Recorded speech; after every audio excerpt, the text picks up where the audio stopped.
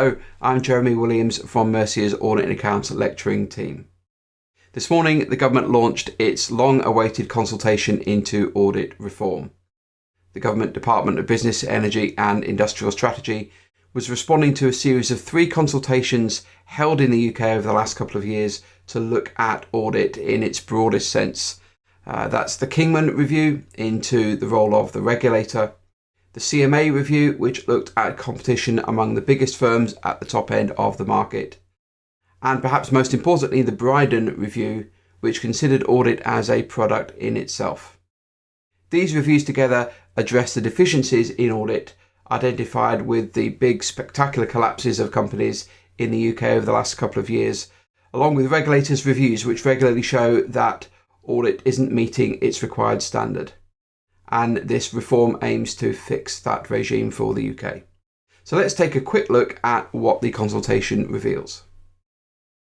The consultation runs to 230 pages and is split between 11 chapters. The first chapter is primarily the responsibility of government and sets out the approach to reform. Chapters 2, 3, 5 and 7 are primarily the responsibility of companies, their directors and stakeholders, and sets out a regime for directors' accountability. The so-called Sarbanes-Oxley UK version looks also at dividends and capital maintenance issues which have been flagged up in various reports. It looks at a new corporate reporting framework for companies and sets out the responsibilities of company directors and audit committees.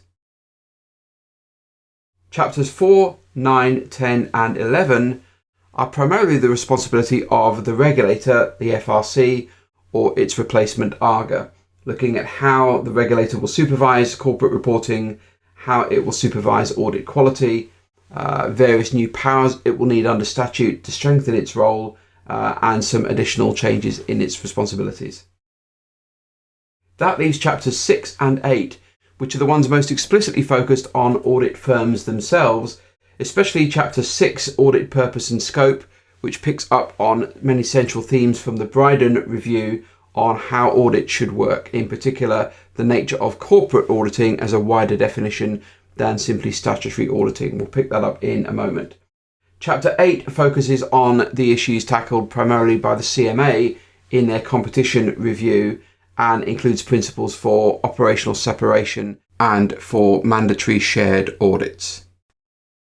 Now, given that the consultation has only just come out today, we haven't yet had the time to go through it in detail, and we're going to be doing so in our audit update courses and in other blogs and articles that we write on the consultation as time elapses.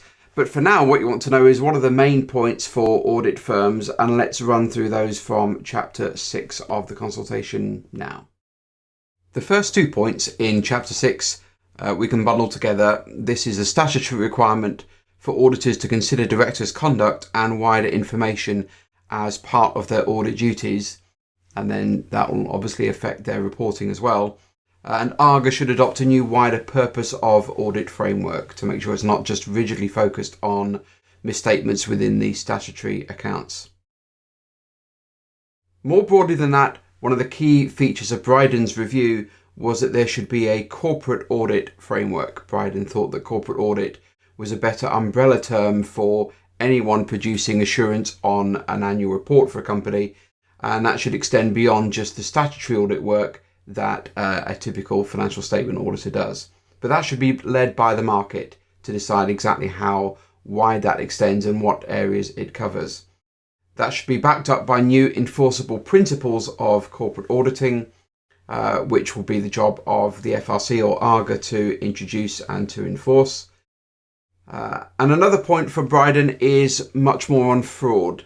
New responsibilities for directors to set out what steps they're taking to prevent and detect fraud, and more work for auditors to do to have every reasonable assurance, every reasonable chance of detecting fraud. And that's something that we've already got moving forward with the consultation on ISA 240. Next up, as part of this wider information requirement, naturally that affects reporting, so auditors will need to report on wider information about the company, possibly including new information that they discover. The true and fair view phrase, which Bryden wasn't particularly keen on, the government is minded to keep that, but to define it more carefully, and for the principles of corporate auditing to cover the need for true and fair override, albeit that it's acknowledged that's fairly rare these days. Any wider reporting by auditors on things like key performance indicators should be decided by companies and shareholders in negotiating the service from the auditor. Finally, another head-turning recommendation from Bryden was a new professional body for corporate auditors, and the government is minded to develop this and is seeking views on how best to do so. So there we go. That should give you a head start in understanding the new consultation. As I said earlier, we're going to be covering this quite a lot in our audit update courses, so please check our Mercia live schedule. We'll be blogging about it and dealing with it in other various places as well.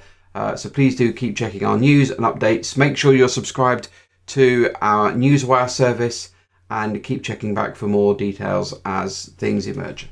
Thanks ever so much for watching this. Have a great rest of your week.